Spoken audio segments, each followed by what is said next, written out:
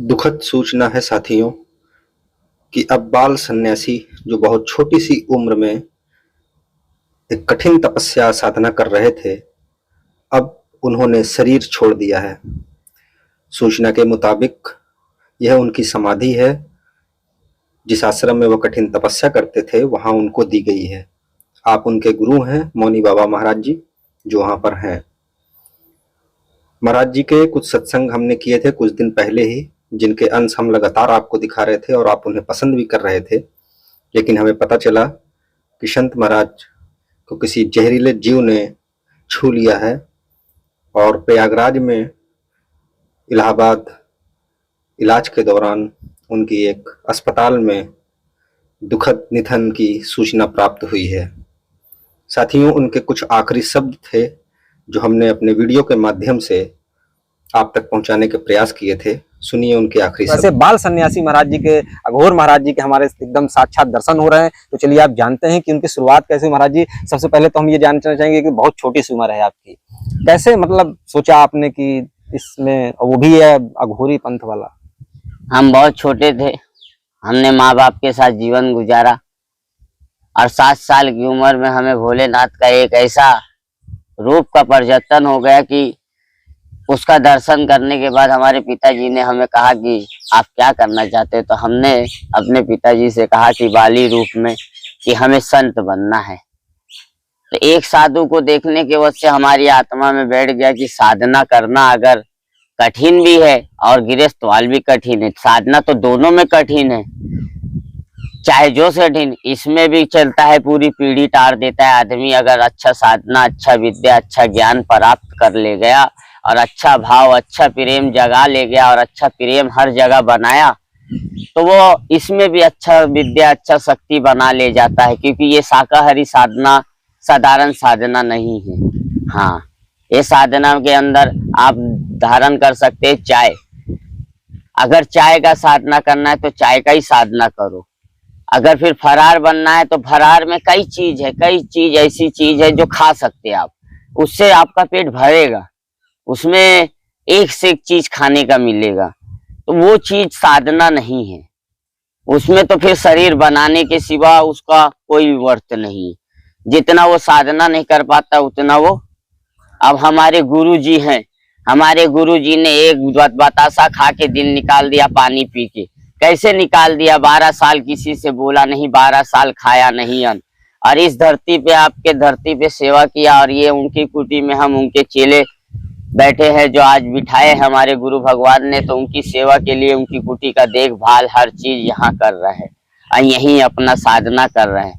यहाँ कोई आए या ना आए उससे हमें कोई लेना देना नहीं है, हमें अपने साधना से मतलब है।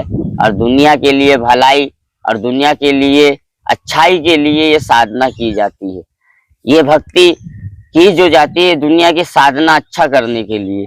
मतलब कहते देखो, कुछ ऐसे हमारे भक्ति में और हमारे गुरु के शब्द दिए हुए हैं जो हमें सिखाए जाते हैं टाइम टाइम पे, और टाइम टाइम पे ज्ञान दिए जाते हैं गुरु के। जैसा अभी कहते हैं, चेतु नगरी तारू गाँव, अलग पुरुष को सुमरू नाम। इसका अर्थ क्या हुआ? इसका अर्थ हो गया, किस नगरी में गया उस नगरी को चेतो भी, तारो भी। तो उसको हर आदमी का पाप दुख सब चीज देखना, निवारण करना, ये भी एक साधना है। ये एक ऐसा साधना है जिसको कहते हैं गृहस्थ साधना। गृहस्थवाल की भलाई करते हुए संत जब अपना मुक्ति धाम को पाता है तो वो शांत आवागमन मिट जाता है उसका, वो असली संत होता है जिसका आवागमन मिट जाता है। नहीं, सब संत तो मुश्किल है इस संसार में। कोई भी उठाया डेरा चल दिया। अभी तमाम साधु है, पीते हैं, खाते हैं, घूमते हैं, लुक्खेबाजी करते हैं, तो ये सब गलत साधना है, ये सब गलत विद्या का यूज है। क्या है ये विद्या? क्या है ये विद्या? नहीं समझ में आ रही कि विद्या क्या है। विद्या भी एक ज्ञान है, वो भी एक भक्ति है। विद्या भी, जैसा कहते हैं आप कि विद्या क्या है, तो विद्या भी एक ऐसी भक्ति है जिसको अगर जैसा कहते हैं आप राम राम रट लो, तो आदमी राम राम क्यों रटता है? एक बात बताओ, आदमी राम राम क्यों रटता है? ना रटे, अगर सब चीज राम राम है तो भगवान राम है तो मनुष्य है, तो मनुष्य नहीं तो बनाया ये विद्या, कोई दूसरे ने बनाया नहीं। देवी देवता से जो चली आ रही है परंपरा, उसको कोई आदमी आज के डेट में नहीं देखता है और ना देखेगा, क्योंकि ये कलयुग है। कलयुग बाबा को सब पूजता है। इसीलिए हम इस स्थान पे बैठे और मसान बाबा के किनारे और नदी के किनारे अपना भजन कर रहे हैं, सारी संसार को देख रहे हैं और समझ भी रहे हैं, और इनके भले के लिए, इनके आगे के लिए हम अच्छी तपस्या अपने लगे हैं कठोर। तो महाराज जी, जैसे कि एक विद्या कैसे हो गई कि मतलब जैसे आप अभी ये नरमुंड की माला पहने हुए हैं, तो मतलब इन सब चीजों की क्या कैसे तरह की विद्या प्राप्त हो पाई आपकी साधना तपस्या में, और किस तरह की इसमें, इसको कहते हैं मुंड किस माला। तरह की इसकी विद्या प्राप्त करना, क्या हासिल किया जा सकता है? इसको कहते हैं मुंड माला जी ये शंख जब बाथरूम करता है जी तब ये शंख के बाथरूम करने से निकलता है, और ये नदी में पाई जाती है।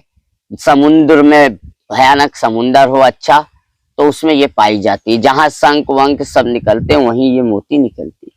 फिर इसमें आंख और खाली दांत बनाए जाते हैं बस, बाकी ये असली मोती होती है। इसकी साधना ये है कि इसको 12 के बाद जो भी जाप करना चाहेगा तो इसका कामिख्या का जाप कर सकता है, इस मुंड माला का। और कामिख्या जाप करने से वो चीज लाभ होती है जो चीज आदमी सोच नहीं सकता है। आदमी कहता है कोई चीज नहीं है, हम कहते हैं मनुष्य है तो भगवान है, और भगवान है तो मनुष्य है। अच्छा, क्या महाराज जी इन सब चीजों की साधना से, तपस्या से क्या किसी मनुष्य को भी कंट्रोल किया जा सकता है, कि या किसी इंसान को किसी काले प्रेत से या किसी चीज से डराया जा सकता है, उसको घेरा जा सकता है? इससे जो गलत आदमी होगा वो गलत उपयोग करेगा, जो गलत साधना करेगा उसी को ये गलत उपयोग करेगा, नहीं तो इसका सब लोग गलत उपयोग नहीं करेंगे। नहीं तो इसको भलाई में यूज की जाती है, अच्छे कर्म के लिए दी गई है। कोई भी माला हो, कोई भी चीज हो, आपको अगर यूज करना है तो उसको अच्छे के लिए सोच विचार अंदर पैदा करो। संत का माहौल, संत का आत्मा कभी भी इतना निर्मल होता है कि वो है ना हर चीज ऐसा प्रकट करेगा अपने अंदर जो चीज इस संसार में आपको नहीं मिलेगा। अभी ये मुंड का माला जब 21,000 जाप होता है इसका रात में, तब ये मुंड का माला अपने आप गले में जब डाल लिया जाता है तो शांति प्रदान होती है संत को, क्योंकि जाप किया हुआ है। इससे एक सिद्धि, एक ताकत, एक सब चीज मिलती है और दूसरे की भलाई होती है। साधना करना यही अर्थ है कि अगर जो साधना करना चाहता है तो वो साधना करे, और नहीं करने वाला मनुष्य जो बोलते 84 लाख यूनी भटकना है, तो हर मनुष्य को भटकना है जो इस 84 में फंसा है। तुम्हारा जी तो मोती वाली नरमुंड हो गई कि आप शमशान में भी रहते हैं, तो क्या मतलब इंसानों के में उसमें भी ऐसे आप लोग रखते हैं? जैसे हम लोग देखते हैं उसमें मतलब कई कुंभ में जो ऐसे साधु संत आते हैं तो रखी जाती है सब चीज। बाकी अभी हमारी इच्छा आत्मा, हमारे गुरुजी ने आदेश नहीं दिया, इसके लिए हमने आगे का चीज पालन नहीं किया जी। हाँ, जिस दिन हमारे गुरु आदेश दे देंगे तो उस दिन सब चीज का पालन जरूर करेंगे जी। गुरु की आदेश के बिना कोई चीज का पालन नहीं होता है। गुरु जी तपस्या दिए है तो तपस्या का पालन हो रहा है, तपस्या का योग हो रहा है, तपन हो रहा है, शरीर धुना ताप रहा है, इच्छा भर जाप करते हैं। और यहाँ चाय है, मस्त 24 घंटे में चाय लेते हैं, और चाय के सिवा हमारा कोई चीज का हार नहीं है इस संसार में, और चीज का हार हम करना भी नहीं चाहते। फलाहार मतलब उस तरह से फरार भी नहीं करना चाहते, केवल चाय, खाली चाय। अभी कुछ दिन आप मठा भी ले हैं, मतलब कि ये इसकी थोड़ा सा बताइए कैसे मतलब रहा आपका, कैसे साधना किया आपने? हमने साधना बहुत तरीके से किया और बहुत नियम से किया जी, और बहुत इसमें लगाव और बहुत प्रेम और बहुत भक्ति जगाना पड़ा अंदर, जिसको कहते हैं आत्मा, जिसमें परात्मा वास करता है, भगवान स्वयं वास करते हैं, उसको कहते हैं आत्मा। तो हमने भक्ति ऐसा जगाया कि पहले हमने है ना कुछ दिन माठे पे जीवन गुजारने लगे, तो हमने ऐसे करके 3-4 महीना 5 महीना माठे पे निकाल दिए। माठे पे निकालते निकालते हमारे में और थोड़ा साधना बढ़ने लगी और आत्मा वजलित होने लगा कि तप को बढ़ाया जाए, तप को और कठोर किया जाए। कठोर करने से ही सब कुछ प्राप्त है। तो तप को और कठोर किया गया, गुरुजी से आदेश लिया गया। गुरुजी से आदेश लेके हमने चाय का तप धारण किया। चाय का तप धारण करके गुरु के जन्म भूमि पे हमने, जहाँ गुरुजी ने 12 साल तपस्या किया, उस जगह पे आज हम फिर तपस्या पे गुरुजी की तरह लग गए हैं। अब गुरुजी इस चीज से पार करवाना गुरुजी के हाथ में। इसके पीछे हमने चाय का, माठा का, कुछ दिन गुड़ का ऐसे उपयोग करके अपने आप को साधना में लाया और साधना को बढ़ाया अपने अंदर। फिर धीरे धीरे हम कहीं घूमना फिरना, कहीं आना जाना सब त्याग दिए। कोई चीज से, किसी से प्रेम मोह कम कर दिए, क्योंकि उससे लगाव बढ़ती है। लगाव नहीं बढ़ाना है, क्योंकि तप के टाइम पे कोई लगाव नहीं चाहिए। लगाव जितना दूर रहेगा उतना ही तप बढ़ेगा, तप वजलित होगा, और जितना लगाव नजीक आएगा उतना ही तप। तो तप को बढ़ाना है तो लगाव नहीं चाहिए तप के टाइम पे। तप होने के बाद तुम इस संसार को उबार सकते हो। तप होने के बाद इस संसार को बदल सकते हो। कौन कहता है शक्ति नहीं होती? हर चीज होती है। तंत्र है, विद्या है, मुंड है, माला है, खोपड़ी है, कई तरह की। अभी देखो तेली की खोपड़ी कहा जाती है। इंसान कहता है तेली, नाम सुने। तेली का मतलब क्या है? कोई जानता है? बताएं प्रभु। तेली क्या है? तेली अघोर साधना है। घोर घोर घोर घोरम, घोर अघोरम मृत्यु ध्यानम। तो तेली अघोर साधना है। जब शमशान में आदमी मरने के बाद जाता है तो ये मंत्र बसता है, इसकी यूज होती मंत्र की। तो कहते हैं अघोर साधना। एक तेली को आदमी जगाने जाए तो तेली जगाना साधारण काम नहीं। तेली कोई मामूली खोपड़ी नहीं है कि जिसको बच्चे की तरह खेल ले कोई आदमी, क्योंकि वो साधारण नहीं होता है। हाँ, क्योंकि तेली की खोपड़ी की अर्थ का मतलब क्या है? वो तेली है। तेली ऐसा जात होता है जिसकी दिमाग है ना 64 विद्या 64 जोगनी योग से बनी होती है। यहाँ उसके तेली होता है मस्तक में, जो तेल बोलते हैं जिसको, जो सारी दुनिया से निचोड़ा रहता है, वो तेल जमा होता है यहाँ, तब उसको कहते तेली। नहीं तो तेली नहीं। और वो खोपड़ी तुरंत बोलती है। अगर अघोर साधना वाला उसको जगाता है, जगा के ले जाता है, अगर जगा ले जावे तो जगाने से पहले एक कच्ची सूत की डोरी लगती है, वाइट, क्या, और 4 नारियल पहले से रखा जाता है। और आपके पास चाहिए 4 त्रिशूल। कितना? 4 त्रिशूल चाहिए आपके पास।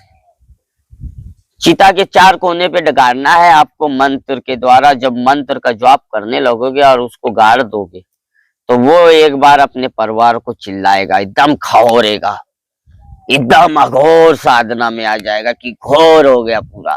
उसको कोई चीज नहीं दिख रहा, खाली मौत। ये उसको मुझे पकड़ने आ रहा है, मुझे अब ले जाएगा, ये मुझसे अब ये करवाएगा। तो जो जगा ले गया, जो अच्छा साधना के लिए जगाया, अच्छा भलाई के लिए जगाया और भला करने के लिए जगाया, तो वो भला करता है। और जो अपने लिए जगाया तो वो कहाँ, फिर वो संत नहीं, मूर्ख वाणी बोलते हैं। मनुष्य के पास बहुत दिमाग होते हैं। कहते हैं नौवा को 36 बुद्धि होती है, 36 बुद्धि में एक बुद्धि बहुत चतुर होती है। क्या? तो वैसा ये संसार है। संसार सागर में जो संत आया है, अगर भजन सच्चा कर ले गया तो वो अपना भी बना ले गया, और कुछ को बता भी ले गया, और कुछ को तार भी गया, खुद भी तर गया। अघोर साधना साधारण नहीं। अघोर साधना के लिए ये मोह माया से परे होना पड़ता है बहुत। आदमी कहता है मुझे कि बाबा क्या आप इधर अकेले रहते हो बस्ती में दिन यार। बस्ती में है क्या? कुछ नहीं। बस्ती से बाहर जंगल के अंदर निकल के देखो, हर चीज भरा पड़ा है। अच्छे अच्छे जानवर, अच्छे अच्छे पंछी, अच्छे अच्छे पेड़, अच्छे अच्छे पौधे, एक से एक जड़ी बूटी, एक से एक अनमोल रतन धरती के अंदर कण कण में भरा है, जो ढूंढ नहीं पाता। आदमी ढूंढता रह जाता है, बोलता है क्या ढूंढ रहा हूं मैं। बाकी वो ढूंढ नहीं पाता उस चीज को, जिस चीज को उसको ढूंढना है, जिस चीज की खोज है, वो चीज को। तो बोलते हैं ढूंढो, और ढूंढने वाला ढूंढ ले जाता है, नहीं ढूंढने वाला भटक रहा है। और जो 84 में चल रहा है, जो 84 में पल रहा है, वो तो पल ही रहा है और वो तो चल ही रहा है। और जो आगे चलना है जिसको, वो तो अपना कर्तव्य कर रहा है, क्योंकि कर्म निदान फल है, तो कर्म करो। महाराज जी आपके पास संत भक्त वगैरह आते होंगे जो है, तो किस तरह से भला कर पाते हैं? क्या किसी तरह का कुछ आप भी कोई भभूत या किसी तरह की कोई शक्ति ऐसा? हम भी थोड़ा बहुत अपने गुरु जी के इच्छा से, अपने गुरु जी के आशीर्वाद के पाने के वजह से थोड़ा बहुत झाड़ फूक, कभी पानी फूक के दे देते, कभी झाड़ फूक कर देते हैं भला जो आदमी, और कभी गुड़िया उड़िया बना देते हैं बच्चे लोग को, भूत प्रेत का डर ना लगे, दोना ओना नजर वजर, इस चीज में नजर वजर हो गया, ये सब जादू टोना हो गया, इस चीज में हम हमेशा सहयोग करने के लिए हर परिवार को, हर गृहस्थ बाल को तैयार है। क्यों? क्योंकि हम इस कार्य को ही करने के लिए तो अपने माँ बाप बहन भाई सब छोड़ के, सब त्याग के, हर चीज यहाँ बैठे हैं। नहीं ये करना होता, नहीं ये संसार के लिए भलाई सोचना होता, और संसार को उजियारे नहीं सोचना होता, तो इस संसार में फिर क्या मतलब है? भेष डालने से नहीं होता है, भेष को आगे बढ़ाने से होता है। भेष डाले से क्या होगा? कुछ नहीं। भेष को बढ़ाओ, उसका कर्तव्य दिखाओ, कर्तव्य करके बताओ। कर्तव्य क्या है? कर्तव्य कौन कर सकता है? जो लगाओ, जो प्रेम, जो भाव जगा सकता है, वो ये कर्तव्य कर सकता है। नहीं हर मनुष्य को बोलोगे प्रेम भाव में कर्तव्य करने के लिए, तो कर्तव्य नहीं कर सकता है। क्योंकि मनुष्य बहुत, आज की टाइम पे ये कलयुग है जिसको कहते हैं कलयुग, आज की टाइम पे कलयुग बाबा को पूजा जाता है। कलयुग बाबा, कलयुग भी एक बाबा है और वो भी एक देव है, अगर मानो तो। नहीं मानो तो संसार में कुछ नहीं है, मानो तो सब है। ये तो कहावत बनाई गई है, संसार में बना दिए गए हैं कई तरीके से और कई चीज से बनाए गए हैं, कि ऐसी ऐसी कहावत बना दी गई है कि कलयुग, कलयुग, कलयुग क्या है कोई जानता है? कलयुग वो लाश जड़ है जिस जड़ पे हम लोग टिके हैं मनुष्य। नहीं तो इस धरती में पाप से ज्यादा पुण्य नहीं है, कम है। चाहे जितना आदमी सोचे, पाप ज्यादा है।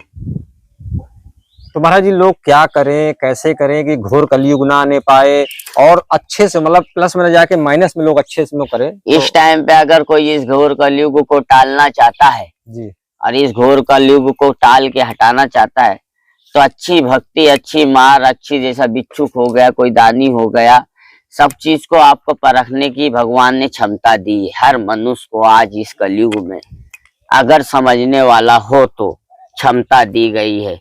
अच्छा कौन है, बुरा कौन है, इसका भी आपको परख होता है, क्योंकि मनुष्य को सब परख दी जाती है। अगर आज इस कलयुग को कोई टालना चाहता है, इस कलयुग को कुछ करना चाहता है और आगे बढ़ाना नहीं चाहता है, कलयुग ना आए, कलयुग हट जावे, तो इसके लिए है ना थोड़ा थोड़ा जो ये तपसी, अभी बड़े बड़े ऋषि साधना कर रहे हैं, सब इसी के लिए लगे हैं। अब सब साधना में लगे इसी के लिए। और ये संसार को भी यही कर्तव्य करना है, थोड़ा बहुत सेवा पानी, भक्ति भाव, भजन अपने घर में चाहे करे, थोड़ा बहुत 10 मिनट 15 मिनट भगवान के लिए थोड़ा बहुत, तो ये घोर कलयुग थोड़ा टाला जा सकता है। जब तपस्या बढ़े, जब भाव बढ़े। यहाँ देखो आज की डेट के अंदर भाव नहीं है कोई चीज का। आज की डेट के अंदर आदमी जो करना है वो तुरंत कर देता है, सोचता भी नहीं है कि मुझे क्या करना है। और पहले के युग में सोच समझ के कदम को रखते थे, नहीं तो आज के युग में बिना सोचे कदम, हाँ चल यहाँ जाना है तो जाना है, आदमी ऐसे है। तो आपको मालूम है, आपको कैसा है, इस कलयुग को टालने के लिए एक साधना, देखो सब आदमी को बताते हम एक साधना, बहुत बढ़िया, कि हर आदमी एक साधना करना चाहिए कि कैसे भी स्वयं शिव को जो सही से भजन करके इस अघोर साधना और ये कलयुग को टालने की कोशिश कर सकता है। कि उसी शिव ऐसा रूप है जो पूरे ब्रह्मांड में समाये हुए हैं। अगर चाहेंगे तो ये टल सकता है कलयुग, ये धरती वाले आगे बढ़ा सकते। हाँ, लोगों को सही मार्ग मिल जाएगा, प्रभु की भक्ति, ईश्वर की भक्ति मिल जाएगी तो वहाँ निश्चित तौर पर जो है अच्छा हो जाएगा। देखो सही मार्ग जब जिसको मिल जाता है और सही भक्ति मिल जाता है और उसमें जहाँ मार्ग बनने लगते हैं तो ये कलयुग भी कटने लगेगा धीरे धीरे। बिल्कुल बिल्कुल निश्चित। हाँ, नहीं तो अगर सही मार्ग और सही भक्ति और सही भजन, सही भाव प्रेम नहीं मिलता है तो ये मार्ग नहीं कटेंगे।